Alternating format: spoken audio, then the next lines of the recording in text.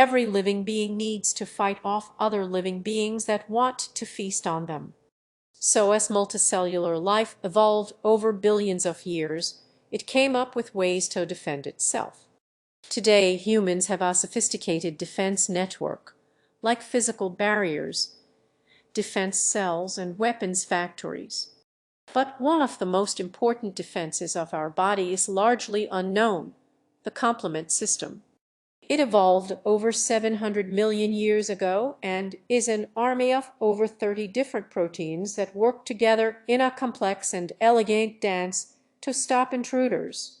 All in all, about 15 quintillion of them are saturating every fluid in your body right now. Guided by nothing but chemistry, these proteins are one of the most effective weapons we have against invaders. Many other parts of the immune system are just tools to activate the complement system. But it's also really dangerous. Imagine having trillions of little bombs inside your blood that could go off at any moment. So our cells use numerous mechanisms to prevent complement from accidentally attacking them. Okay, what exactly does it do, and what makes it so dangerous? In a nutshell, the complement system does three things. It cripples enemies, it activates the immune system, and it rips holes in things until they die. But how? After all, these are mindless proteins randomly drifting around without will or direction. Well, this is actually part of the strategy. Complement proteins float around in a sort of passive mode. They do nothing until they get activated and change their shape. In the world of proteins, your shape determines what you can and cannot do, because shape determines what you can interact with and in what way. For example, in your passive shape you might do nothing. In your active shape, however, you might, for example, change the shape of other proteins, activating them so they can activate others. Mechanisms like this one can start cascades that spread very quickly. Imagine the complement proteins as being like millions of matches very close together. Once one catches fire, it ignites the wounds around it. They ignite more, and suddenly you have a big fire. To show the actual mechanisms of the complement system is a tad complicated and overwhelming, so I'll simplify here. Now, let's imagine you cut yourself and a bunch of bacteria enter the wound and make it into the surrounding tissue. Our complement attack begins with 3. 3 is the first match, the initial spark that will start our fire. And to do that, 3 needs to switch from passive to active. How this happens is complex, but let's just say it can happen randomly through other complement proteins that bind to enemies or through antibodies. All you really need to know is that Cre breaks into 2 smaller proteins, Crea and Cre, that are now activated. One of these parts, the Cre protein, is like a psychomissile specialized in bacteria, fungi, and viruses. It has a fraction of a second to find a victim, or it will be neutralized by water molecules. If Cre does find a target, it ensures itself very tightly to its surface and doesn't let go. By doing so, the protein changes its shape again. In its new shape, it's now able to grab other proteins and start a small cascade, changing its shape multiple times, adding other complement proteins to itself. Adding others, changing ao, ao, ao, molto, ao, ao, ao,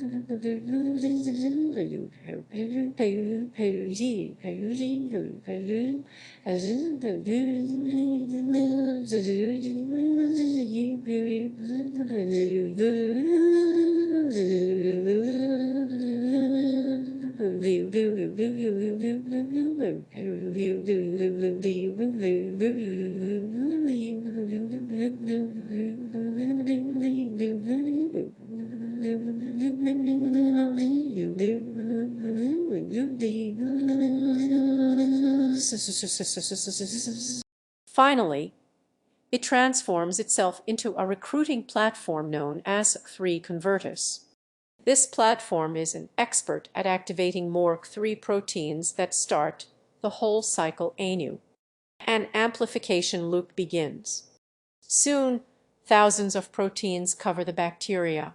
For the bacteria, this is very bad. It can cripple the bacteria and make them helpless or slow them down. Imagine being covered by thousands of flays. But there's more. Do you remember the other part of 3? The protein. The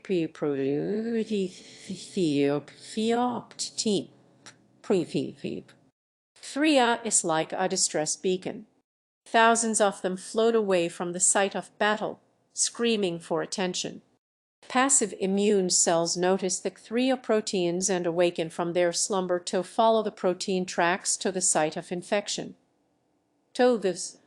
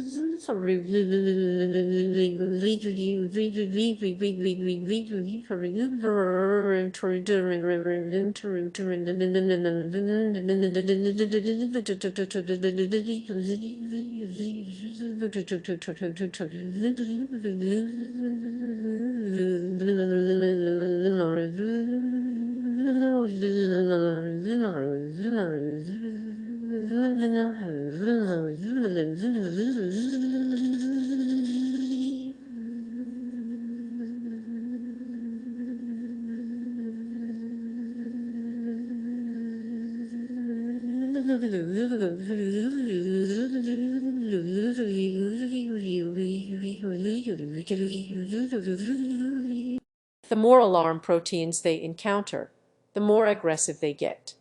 This way, complement guides reinforcements exactly to the place where they were needed the most.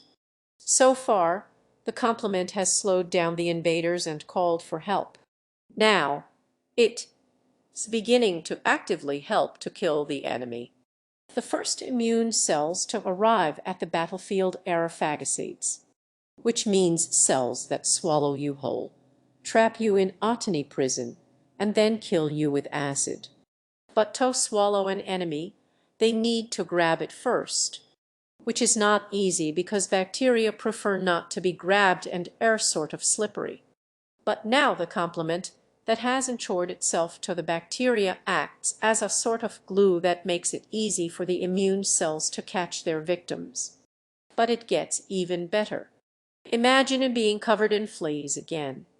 Now, imagine them turning into wasps. Another cascade is about to begin.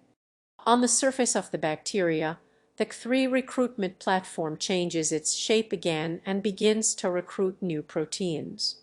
Together, they begin the construction of a bigger structure, a membrane attack complex.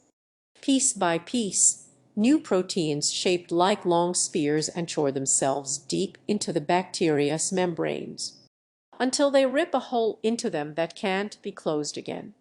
Fluids rush into the bacteria and their insides spill out.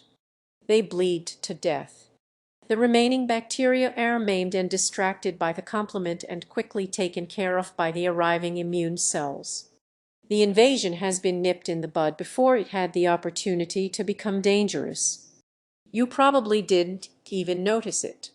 But while bacteria are not happy about complement, the enemies it might be the most useful against are actually viruses. Viruses have one problem. They need to travel from cell to cell. Outside of cells, they basically hoping to randomly bump against a cell to infect by pure chance. Here, they completely defenseless.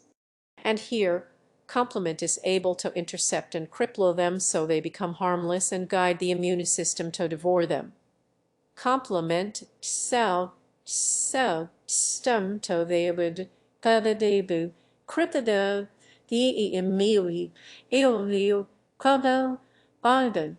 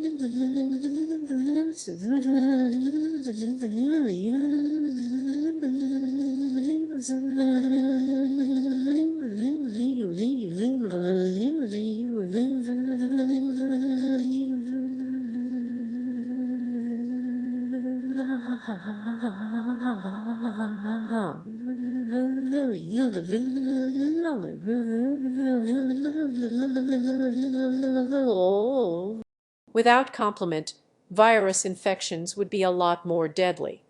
But wait, if we have such an effective weapon, why do we ever get sick?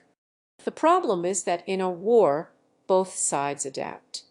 For example, when the vaccinia virus infects a cell, it forces it to produce a protein that shuts complement activation down. This way, the virus creates safe zones around the cells it infects. When it kills them and tries to infect more, it has a higher chance of being successful.